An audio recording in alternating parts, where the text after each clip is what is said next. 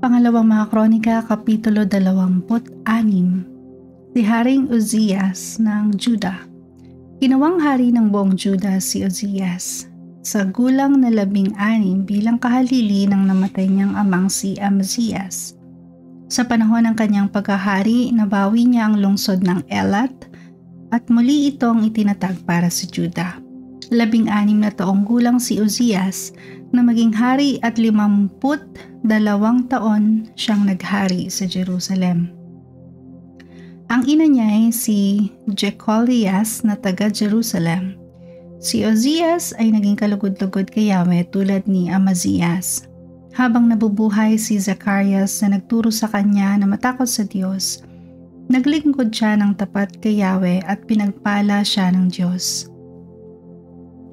Sinalakay ni Uzzias sa mga Filisteo at winasak ang mga kuta sa Gat, Gabne at Asdod. Nagtayo siya ng mga lungsod na nasasakupan ng Asdod at ng mga Filisteo. Tinulungan siya ng Diyos laban sa mga Filisteo at mga Arabo na naninirahan sa Gurbaal at laban sa mga Meunita. Nagbabayad sa kanya ng buwis sa mga Amonita at nakilala siya hanggang sa Egypto dahil sa kanyang kapangyarihan. Nagtayo rin siya ng mga kuta sa Jerusalem. Isa sa may pintuan sa sulok, isa sa pintuan sa libis, at isa sa panulukan ng Zion at ng Ophel. Nagpagawa rin siya ng mga toreng bantayan sa ilang at nagpahukay ng maraming mga balon para sa kanyang mga kawan sa mga paanan ng burol at sa kapatagan. Palabhas ay mahilig siya sa pagbubukid. Kumuha siya ng mga magsasaka sa kanyang bukirin at mga tagapag-alaga ng ubasan sa kapatagan at kaborolan. Si Uzzias ay mayroon ding hukbo ng mga kawal na handa sa labanan. Nasa ilalim ito ng pamamahala ni Hananias. Nahati ito sa maraming pangkat ayon sa listahang ginawa ni Jeiel na kalihim at ng tagapagtalang si Maasias. May 2,600 pinuno ng sambahayan ang namamahala sa kanyang hukbo. Binubuo ito ng may 300,750 magigiting na mandirigma na laging handang lumaban at magtangkol sa hari. Silang lahat ay binigyan ni Uzzias ng iba't ibang sandata tulad ng panangga, sipat, helmet, pana at tirador. Sa mga tore at mga panulukan ng Jerusalem, naglagay siya ng mga kasangkapang ginawa ng mahuhusay na panday upang ipanghagis ng sibat at ng malalaking bato.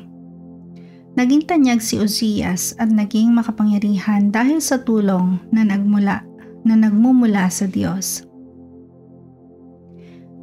Pinarusahan si Uzzias dahil sa kapalaluan. Subalit nang maging makapangyarihan si Uzzias, naging palalo siya na siyang dahilan ng kanyang pagbagsak. Nilapastangan niya ang Diyos niyang si Yahweh nang pumasok siya sa templo upang maghandog sa altar na sunugan ng insenso. Sinundan siya ng paring si Azarias kasama ang 80 matatapang na pari ni Yahweh. Nang makita siya ay sinabi nila, "Haring Uzzias, wala po kayong karapatang magsunog ng insenso para kay Yahweh. Tanging ang mga paring mula sa angkan ni Aaron lamang ang inatasan ng Diyos sa katungkulang ito. Lumabas na kayo rito sa banal na dako.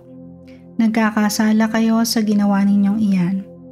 Hindi sinasang-ayunan ng Panginoong Yahweh ang ginagawa ninyo." Nagalit si Haring Uzzias sa mga pari. Siya ay nakatayo noon sa tabi ng altar na sunugan ng insenso. Ngunit ng sandaling iyon ay nagkaroon siya ng sakit sa balat na parang ketong sa noo. Na makita ni Azarias at ng mga pari ang nangyari kay Uzzias, pinalabas nila ito agad. Hindi naman ito tumutol sapagkat naramdaman niyang siya'y pinarusahan na ni Yahweh. Hindi na gumaling ang sakit sa balat ni Haring Uzzias hanggang sa siya'y mamatay. Ibinukod siya ng tahanan, inalisan ng lahat ng katungkulan at pinagbawalang pumasok sa templo ni Yahweh. Ang anak niyang si Jotam ang namahala sa palasyo at sa buong lupain. Ang iba pang mga ginawa ni Uzias mula sa simula hanggang katapusan ay itinala ni Isaias na anak ni Amos. Nang ito'y mamatay, inilibing lamang siya sa puntod na malapit sa libingan ng mga hari sapagkat siya'y nagkaroon ng sakit sa balat na parang ketong. Ang anak niyang si Jotam ang humalili sa kanya bilang hari.